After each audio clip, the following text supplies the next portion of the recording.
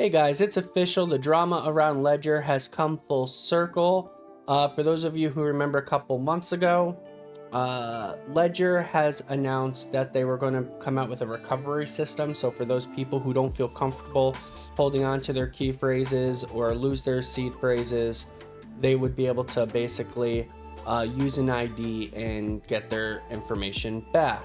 The reason why that drama became so heightened, in a interview, they, I forgot if it was the CEO or the CEO of Ledger, basically stated that if a government came up to them with the proper documentation for certain reasons, terrorism, etc., they would hand over their key phrases to certain governments, sparking outrage amongst a lot of the crypto communities. The only concern really is if we get subpoena by a government to say, now, this user specifically, we would like you to, retrieve the 3 shards, etc. So that's not a real concern in the end, because for several reasons. One, you only get subpoena like this by governments if it's a serious act, like, terrorism, drugs, etc. Like, it's not true that the average person gets subpoenaed every day. Can I just interrupt there? Coinbase had all their customer data subpoenaed by the IRS. John Doe. Yeah, and so they had to supply every customer. Was it over $10,000 or $20,000? 20,000. 20,000 over a 3-month rolling period. And they gave all. Their and Coinbase data. fought back because they wanted a few $3,000. But Coinbase is a bank. This is not a banking service.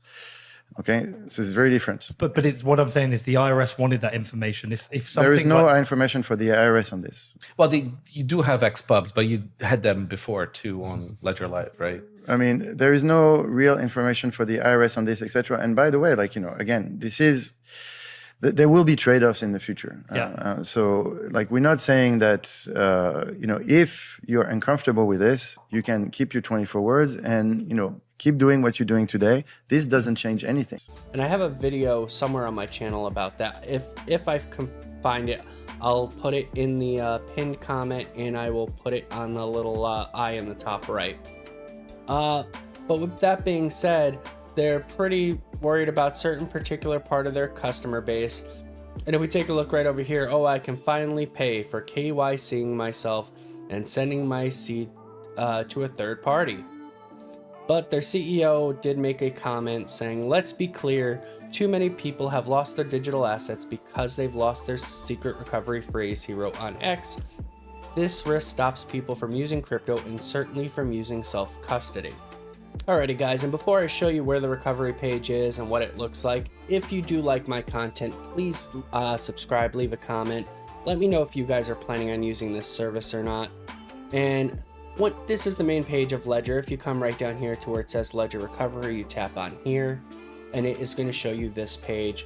Wallet recovery made easy. You become the key to your wallet. Technically, you're making someone else be the key, but that's okay. No judgment from me, guys. You know me, completely non-judgmental. Verifying your identity, basically, you send them your driver's license or state ID, I guess, and then you're going to do a selfie recording. Over here, it's going to show you basically how you do the backup, how you secure the backup, and linking it to your verified identity. And then basically, if you decide to go through this process, you'll be paying $9.99 a month. They'll give you a month free though.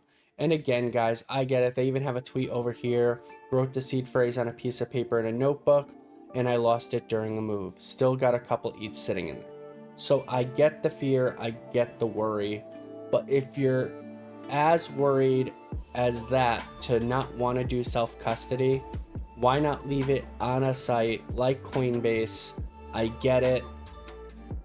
It's not cold storage, but then again, you're linking this to a third party as well.